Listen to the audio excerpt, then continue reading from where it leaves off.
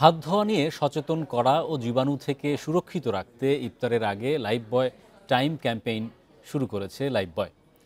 গত কয়েক বছর থেকে শুরু করা এই ক্যাম্পেইন এবারও চলছে। এই ঈদে জামা জুতো অ্যাক্সেসরিজের ডিসকাউন্ট। প্রতি রমজানেই চকবাজারে বাহারি ইফতারের পসরা বসে। ঢাকার বাইরে থেকেও মানুষ আসে এই ইফতার বাজারে।